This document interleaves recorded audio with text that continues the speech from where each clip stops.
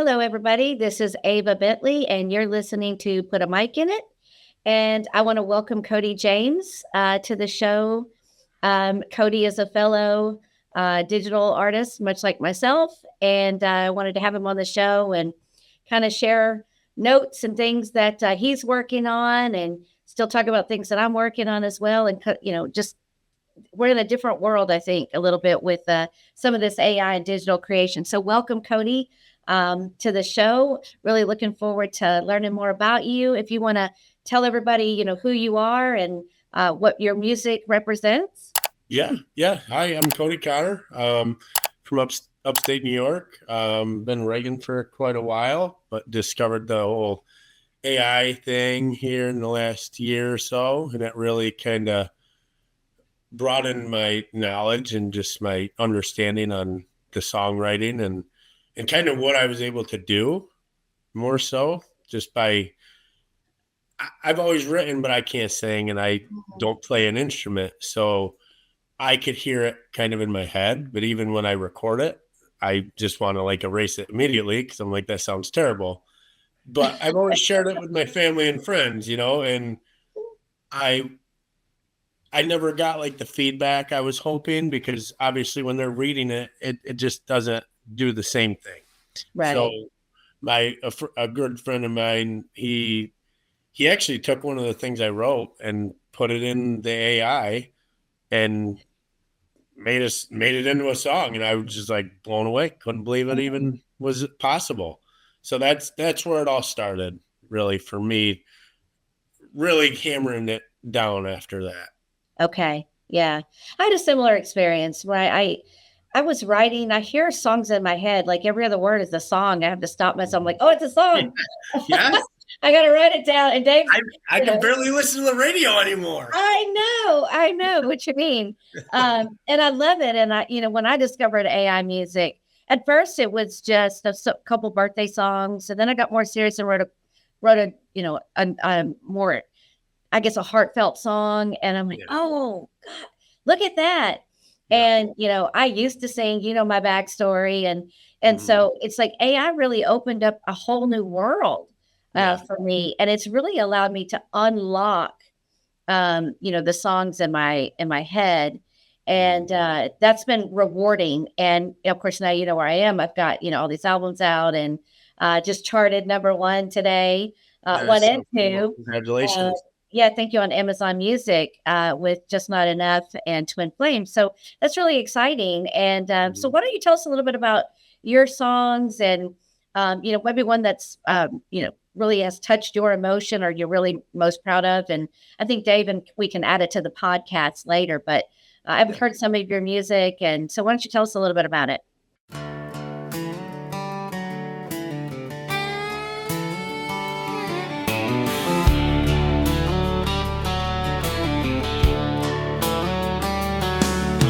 Summer's hot, the nights run along, old Chevy's sitting there, baking in that scorching sun, dust blowing through the air. The two-stroke screaming in the distance, timber hitting solid ground. Old Alice grabbing gears as it hauls the log load out. That old truck's got her bow tie on, loaded heavy in the back. With every dent and scratch a story, every mile earned its track. With sawdust on the floor mats, ground into the seams, sweat soaked in that vinyl mixed with dust, oil, and grease. That filthy cab sure had a smell you won't ever forget. Ain't it funny how some memories linger harder than the rest? Granddaddy's truck sure had a way of working things out. I thought I knew it then, but not like I do now. Those days riding shotgun didn't just pave my way, they made me into the man I still try to be today. I still hear those tools rattling back behind my seat. I still feel those rusty chains underneath my feet. That rifle in the cab, bullets on the seat. Granddad was always ready when he drove in deep. Some mornings I swear I still catch that smell when oil and dust rang like an old church bell. Log roads grown in, seasons change their style. That truck's been gone for a long damn while. As that sun shows up, rising in the east, I wake up slow while the world still sleeps. That filthy cab sure had a smell you won't ever forget. Ain't it funny how some memories linger harder than the rest?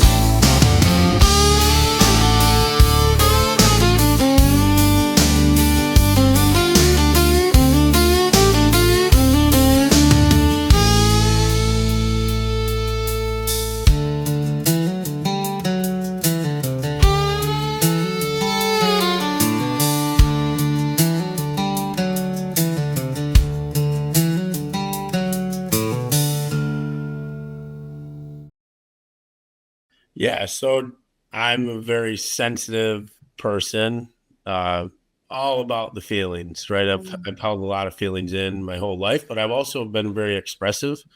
And I think a lot has just been my escape, is being able to write and realizing that I have somewhat of a knack for it, and just being able to get the words out. And I like touching people's hearts. So if I'm feeling something, I just want to make a difference in someone's life. So whether it's mental health, sharing my emotions and sharing my thoughts and feelings and the things that I've been through, my story, my testimony, my trials and tribulations, I think that can help someone else. And I think that's what I get most out of it, is like hearing just that random somebody reaching out on a message and being like, that really resonated with me, or keep going because you're making a difference, and more people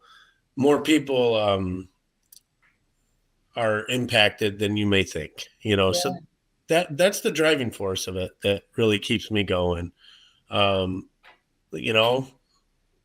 loss, life, mental health, suicide, depression, all that stuff. I think about a lot of my past, my grandparents and my history and growing up in a little trailer. I think that's one of the ones that really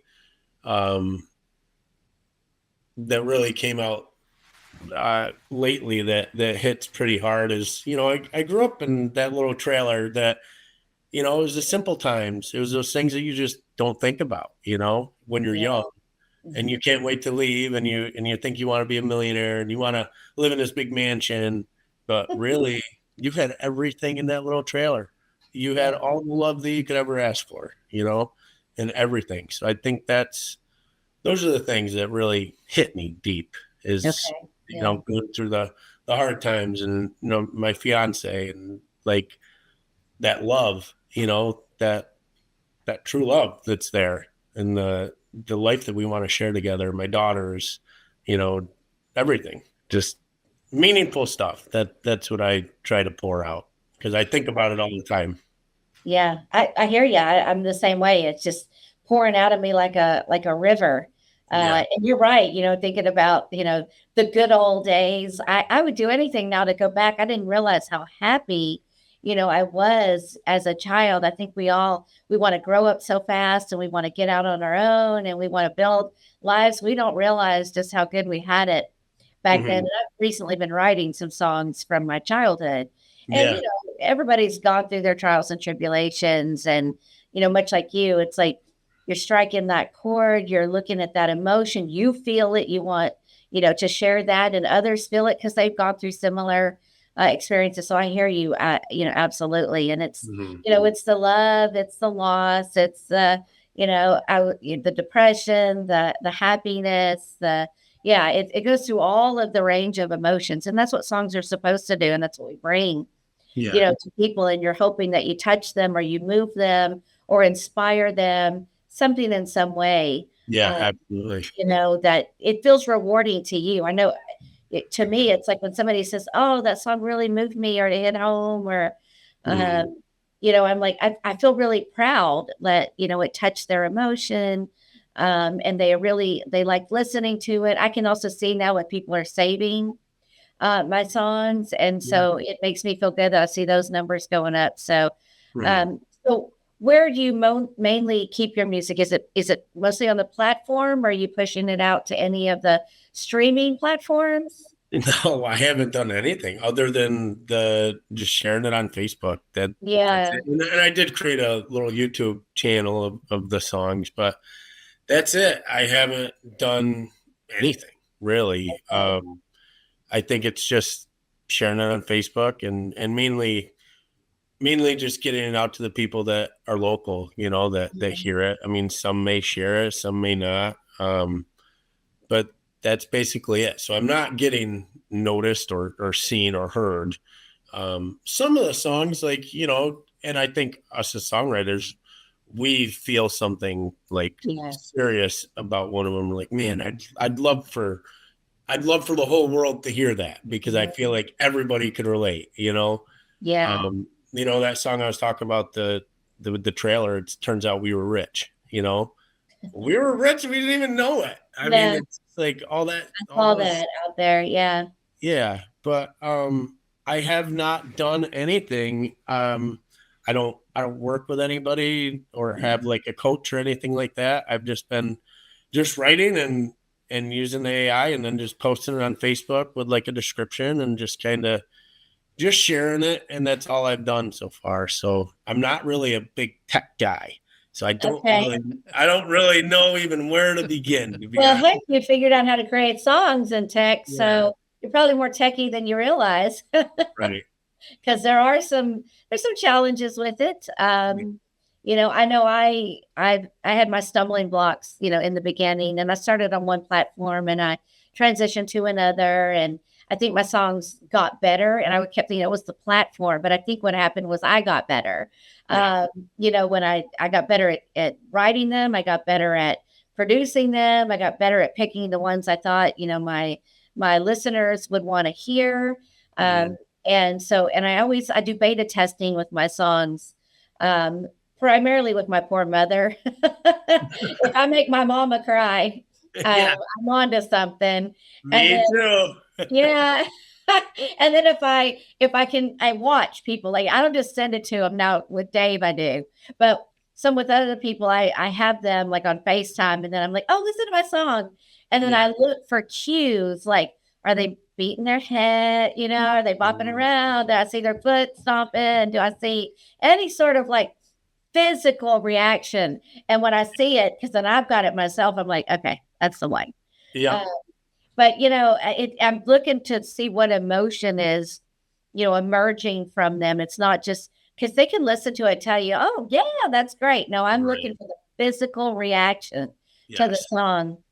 I don't know if you do that, but you can immediately tell because if you love it and then you let somebody else listen to it and you see how they're reacting to it, it's a good one, and, one that you want to, land on, if you will. And I don't know if you have the same challenge with me, but I call it first I marinate my songs, then I bake them. And then it goes through several rounds of baking till I get the right one. So I typically start off, I'm writing, and I'll put it in my notes app. I know some people write it down on paper.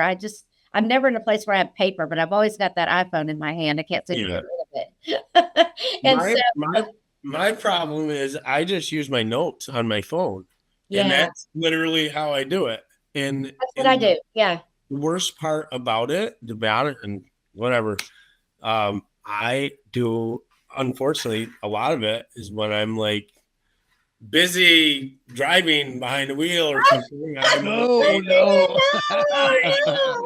know. Don't say that.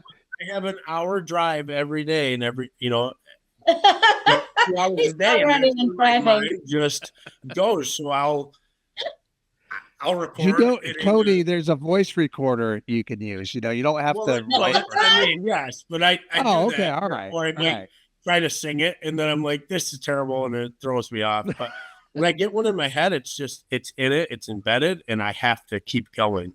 I get it. I get obsessed with it. Like I know what you mean. So far, I haven't done it driving. Thank you, God. Right. Well, you shouldn't. You should. um, but when it hits you and you've got to write it down, I totally can relate to that. I mean, that happens to me a lot. So Mhm. I just have to stop and whatever I'm doing, I let go and I just start writing, even if it's just a few of the lyrics so that I don't lose them. And then that's what I call the marinating. I start marinating my notes app on my iPhone, and then I'll pull it out of there when I think I've got the basis of a good song, and then go put it into the Suno platform. And then I start the baking process where, and I don't know if you do this like I do, but I feel like the song's pretty good, but I know that AI's got abilities to craft and make it even better. So I do the co-gen, right? I do, co-collaboration with it. So I put it in and I say, okay, what do you got? And then I get the two versions, and a lot of times it's very close to what I wrote, but it puts some better rhymes in there, or rearrange some things. I'm like, oh, I like that. That's better than what I thought. And sometimes it's horrible. And it's like, oh, no. We got to start over. I've done the same thing where you like, I think with me is sometimes I throw it in, and I might throw it in the apps that I use and listen to it. It might be 10, 12 times. And I'm like, I don't like this, but each time you hear it might throw maybe like, okay, I don't like that line. I'm going to redo this, or I'm going to put this word here, add another verse in or something, maybe do it like I'm just really discovering a lot of like the hooks and the bridges and stuff like that, trying to incorporate those, because a lot of times I feel like you get stuck on, like, I might start a song and it might be the chorus, and now I got to come up with the verse and everything leading up to that and going back on it. But it's a lot of erasing, copy pasting, trying to do it. And like here, if you could even see it, but like I started one today, but like these are the ones I have pinned. I don't know. I get it. Yeah, you can't even tell. Yeah, but it's hard to tell, but I know exactly what you mean. You can't say it. So many versions. It's just, crazy. But I know. So I've had as many as probably 70 versions, maybe more. And I get obsessed sometimes, like, no, it's not it. It's not it. Yeah. And then I just have to tell myself I got to walk away for a little bit, take a breather. And then really for me, the final act is I go get my car and drive around and I listen to them on the radio. Yes. And then I keep coming back to one in particular, like, oh, you know what? That really sounds good, turned up with the radio. And the next thing you know, it's like, that's the one. Let everything go. And then I just start deleting everything in my, whatever has been produced. Even some of them are like really, really good. But I am just so particular about what I know is in my head and I'm listening for. And until I get it, that's where the obsession comes in. So it can be frustrating too. I think, it's not like you just put it in and it spits out exactly what you want. Oh, no. For the listeners here. And there's any AI artist I'm talking to, everybody has the same thing. It's like, you're looking for, that right song, and your level of technique, I think, continues to progress as you get, better with the technology, but it's not easy. And you're basically trying to create that perfect song that you think, not only for yourself, if it's touching you, but others. And that's really not as easy as people think. It is a lot of work behind the scenes. I mean, there's days, I don't even know if I want to say this out loud. I get up and I get obsessed with writing a song at 4 a.m. and it's noon and I'm still in my pajamas trying to write a song because I'm so obsessed that I've got to get the right song before I let the rest of my day go. So, I hate to admit that, but I do get, that's how many times I have to go through iterations and like you change the lyrics. Like, this doesn't sound good. I thought it sounded good when I wrote it or when AI helped me, create it. And as it doesn't sound as good in the song. And then once you get that right version and you got the bad lyrics, try to tried to fix it. Oh, Mhm. that's a whole nother thing. I've really struggled with the studio and editing. I don't know about you. Oh, yeah. What tried doing that and any challenges? Yep. Well, that's something that I've also learned is that sometimes it's the wrong genre. You think that it's one thing and you realize, holy smokes, that is different than I could have thought, you know? Yeah. I mean, it's like there's stuff where I might listen to, like, I might think I have a country song and it might end up being like funk or Yeah. what the heck are some of the other ones? It's like the Red Clay Strays, like that kind of music, or like their stuff, Hollow Coves. I really like that band. Might write something that I might hear a song and I kind of get some words in my head and kind of go with that melody. Ends up being a country song or something different. It's like I hear it and then I might change something and might change it all over. So you kind of got to dive into that too. Because I think I'm kind of broad. I try to write a lot of Christian music and then country, but then a lot of like more, gritty kind of stuff too. The old kind of Western neo type of music. So it's I try to create a broad spectrum of some of the stuff I write. So sometimes I realize that the things I write might not fit perfectly in other genres as it does, Yeah. So I've kind Yeah. of I know what you mean. So would you consider yourself, if you identified yourself as a particular artist, where is your lane? Where do you think your lane is? I think I thought I was more Christian worship, but now definitely I think I'm a mix of both Christian worship, country, Okay. rock, even some of that. It's kind of definitely not rap or anything like that. I'm not good with that or the metal type stuff. Stuff where I think it basically kind of the songs I write is the feelings, Right. those country songs, the traditional country songs that I used to listen to in the 80s and 90s and 2000s. Mhm. That kind of music. Zach Top, I love that kid. He's bringing it back. Just I think definitely country and then Christian type music. Okay. Yeah.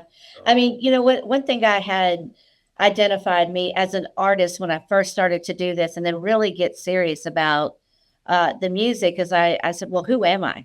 If I Mhm. were, to be classified in a genre today, where do I fit? What's my lane? And I think most of the songs I um, really, and what I grew up with was country. Not that Yeah. I don't listen to pop and crossover stuff and rock and, so on and so forth, but I really felt like I was, a country artist, and that's where I really started to land all of my music. And I even have recently, because I've got all the range of emotions, and I realized I could do that in country. You can Mhm. be sad, you can be happy, Yep. you can talk about your faith.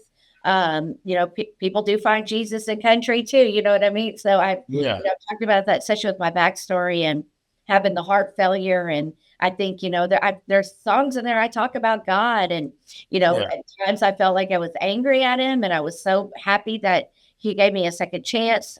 Mhm. And then I even have that grit and that, I'll call it that country rock, like where I'm really like that Joan Jett, but country artist, Yep. inside that genre. And so I think to me, country gave me a lot of range.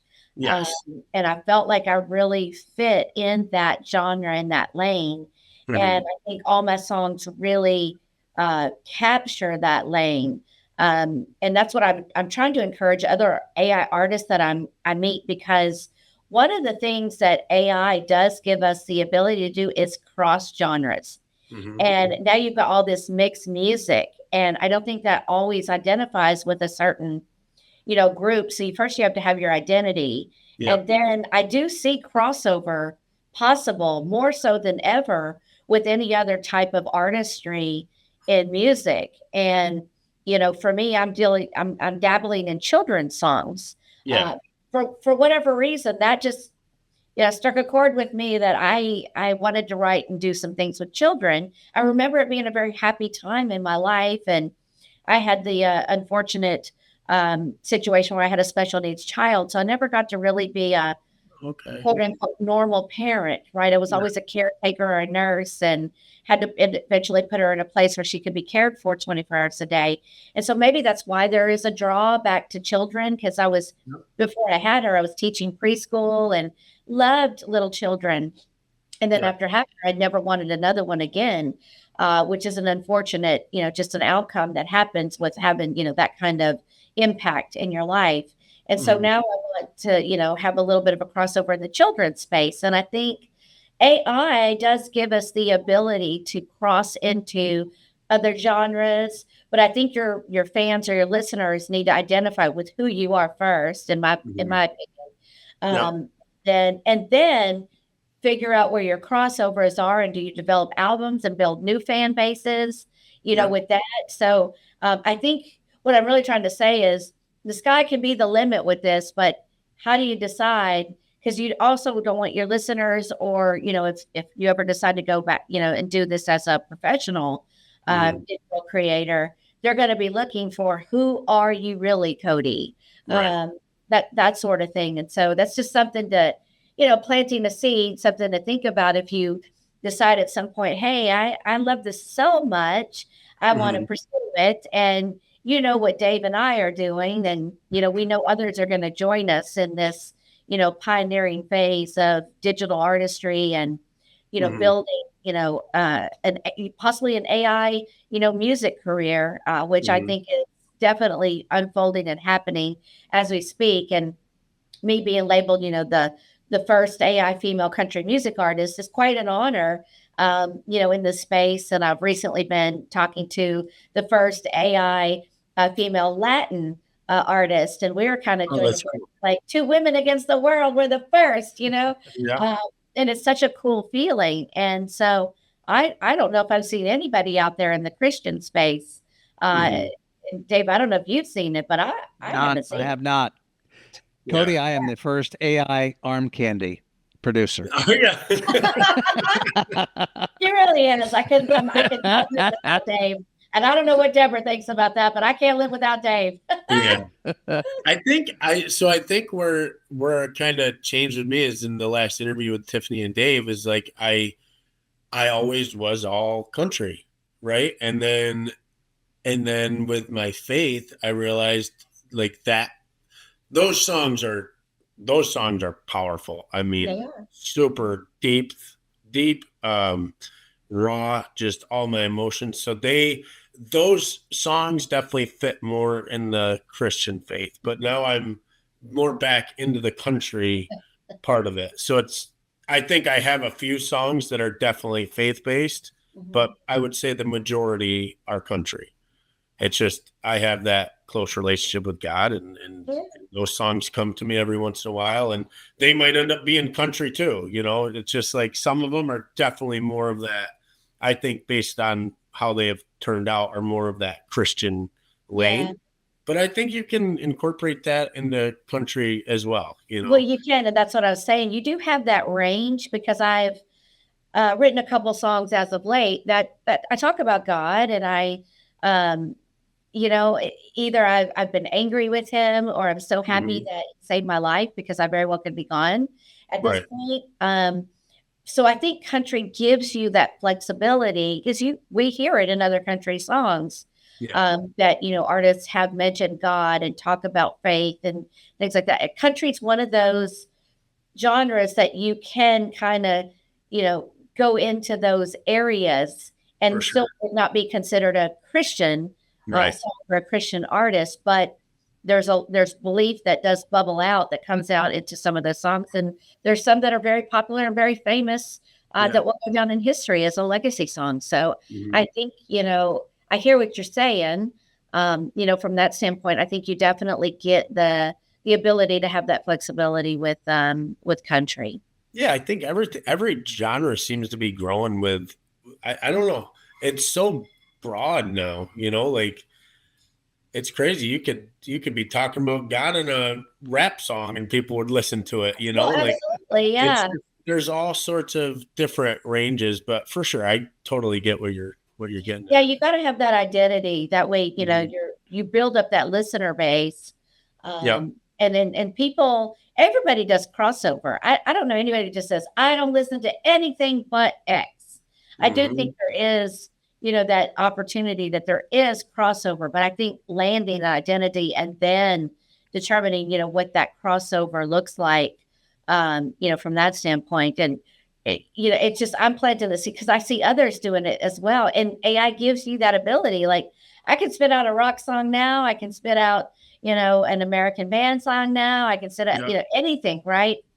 And I try to, keep myself contained in a box Yep. a little bit, trying to build. And you know what I'm trying to do, right? I'm trying to become a country artist, a household name, rise Mhm. to stardom, if you will. And I didn't wake up one day and say, oh, I want to be, a famous country star, especially this late in life. I don't even. I keep trying to figure out that defining moment. When did I wake up and say I am going to be, the world's first AI country music artist? I can't find that single day that Mhm. that happened. It just happened.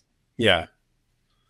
Yeah, I think one of my biggest goals, I've said it for a long time, is like I would love to hear a song of mine on the radio, um, especially one that hits home, where a lot of people can relate. Not just one group of individuals either, like Yeah. a whole group. I've seen a lot in my life, and I think about things like I'm right now, even just talking. There's so many different thoughts that are going through my head. I've been stuck on a couple things I haven't finished, but like I think about there's a song I think about this little boy. Well, there's a time when I was like 21 years old working in Malone. We were working on the airport up there up north in New York, and there was this little boy. He's like 10 years old, and his family lived in the motel, and he was playing basketball. And I went over and I'm like, "Hey, buddy, can I play with you?" And he's like, yeah. So we start playing, and I start talking to him a little bit. And I said, do you play with your friends at school? And he says, I don't have any friends. Everybody picks on me. And I said, well, I'll be your friend today, bud. And I think about that kid still to this day. And I've been actually wanting to write something about that, whether it's a story or maybe it's going to be a song. But that like little situation just memory sticks with me to Uh-huh. this day. Wonder how he's doing. Wonder did I make an impact in his life? You know, just those little things. Those moments I think about. Yeah. The homeless man that I see today. Just those kind of things where everybody's complaining about the Super Bowl halftime show, and we're so divided, and this world is so rough, but yet we have families here that are just wanting our attention, and there's people out there that are freezing and cold and they don't have anything. It's just there's so many thoughts, so much emotion that goes through me that I don't know what the heck the next thing is going to be. I might start one and jump to another one, but Yeah, yeah. I sometimes get three going at once, so Mhm. I know what you mean. It just kind of hits me. But I want to go back and talk about something you just said because I am an empath. I don't know if you know what that is. It sounds like you Mhm. are too. Like you're very touched when you Mhm. see, somebody standing out in the cold on the street, just saying they're hungry. Right, And I was like, look down, like, why do I never have money? Why do I right, never have a dollar, a couple of dollars to just give them for even if it's just a McDonald's hamburger. Maybe they're conning me and they're going to buy drugs. I don't know, but it really touches my heart. And I always feel so bad, especially if the Mhm. weather is bad.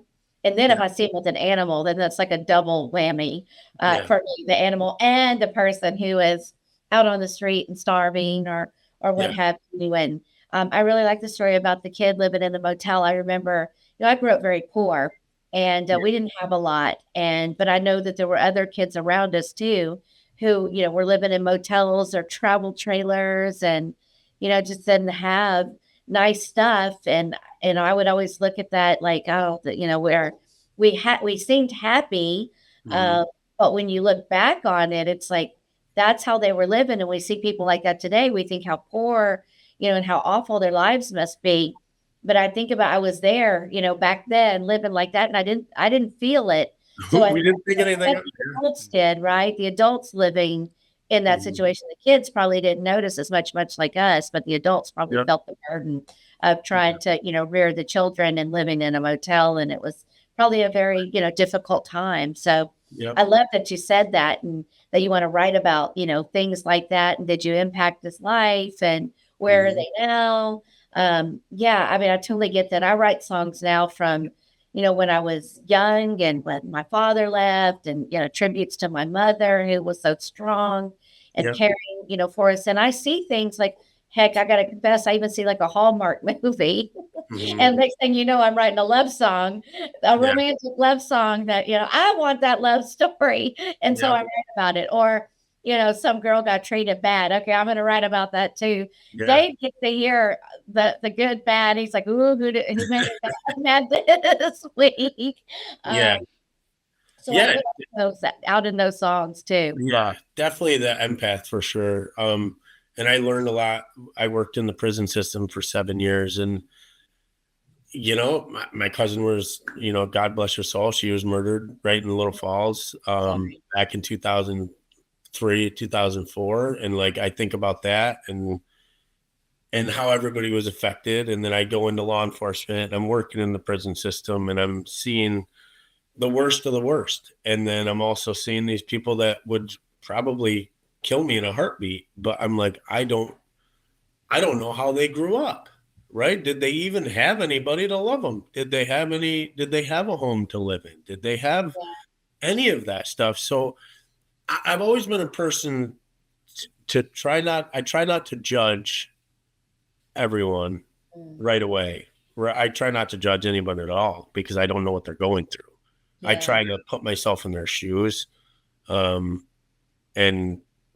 I feel it, like I definitely feel emotions. I mean, I feel bad for people that don't have it as good as I do or us. And, a lot of people that would be wishing they could be on a podcast, or something like that. And I'm just super thankful and grateful for everything in my life, the good and the bad, because it all got me here, That's good. That's good. So. Well, I definitely appreciate you, coming on the show and talking a little bit about, AI artistry and your story too, and how you're producing your music.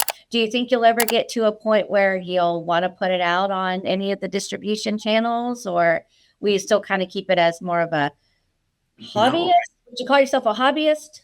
No, I wish I could get all of them out. Right now, I just don't. I haven't done it. I definitely have a couple albums. I would say, for sure, of the songs I've written, and everyone that I have. Cody just happened to have a country station that they could be playing on. I was gonna say I kind of know someone. No, you got to say I know a guy. I know. No, I do want to get them out there. I just want them to be heard. That's the biggest thing. I don't know. Sometimes I think we're our worst enemies. Like I know that I can't sing and I don't play the music, but I know that I write the songs and I know that they're my emotions, my feelings, and I know that they could impact some people. And if they get to the right people, maybe it could save some lives. Right. So I want to get them out there. I just haven't known what to do with them. Unfortunately, Facebook's been the only thing I've really shared them on, and That's where I started. Yeah. Yeah. So I haven't taken the chance, but let's talk about it. I definitely want to. I think some of them are definitely ready to get out there for sure. Okay. So. Yeah, and I'll tell you, the first time I heard my song on the radio, and Dave helped me get it on to the radio there in Little Falls, and I heard it. I was bike riding, and I just tuned into the radio station. It was the first song that was playing when I tuned in, and I stopped and got off the bike, and I just had a couple tears. Like it's the first time I've ever really heard myself on the radio. Yeah, and I was so excited that happened. Maybe that was the defining moment. Heck, I don't know. That I think it was when we first talked about it. Went, wait, what? I think it was right then, right? Me finding out you were writing songs and you finding out I was writing. Yeah. Who And then, knows? right. And then you said, I got a radio station. I'm like, what? Yeah. And that's all I thought was ever going to happen. It was Yeah. I was on the radio station there in Little Falls, and look at me now. I'm on 23 global platforms, and I don't know how many radio stations, but quite a few. I think 57 is what I'm on right now. No kidding. And Wow. Sirius XM radio Yeah. has contacted me to be on that. So, and I'm on Pandora, iHeartRadio, No kidding. you name it, I'm on it. So it's really exciting to to be there and have that moment. So even Right. if you just went as far as getting on the radio station there in Little Falls and heard yourself, I think it would be a defining moment for you. Oh, for sure. Yeah. I mean, a lot of it comes down to confidence, and you're always wondering what somebody else thinks. Yeah. I've heard a lot of good feedback. A lot of people say you need to get this out there. You need to sell your lyrics. You need to have these heard. And I do believe it at this point. Yeah. I think it's getting it to that point and doing something about it is the biggest thing. So maybe now's the time, Cody, It very well be. I wrote it down, Cody. Now get Okay. over you. You read copious notes. I know this for a fact. So, well, listen, thank you for coming on the show. I really appreciate, talking with you and meeting another fellow AI digital creator. It's, I think our group is growing, and it is nice to network and hear about, what you're working on and any of the challenges that you experience. So thank you for coming on the show this evening. Yes. And we'd love to have you back at some point. So, I will just say I'll close tonight. Dave, did you have anything to say before I close the show? No, I'm good. We're good. We're just Okay. moving forward. Yeah, All right. truly thankful. Thank you so much for even seeing something in me to get me on. So that means a lot. Absolutely. And I'm glad we made the connection now like this. I know we talked, on Facebook, and I appreciate you making contact with me because David talked to me about you. So I love it. So I'm Ava Bently. You're watching Put a Mic in It, and thank you for joining us. Thank you.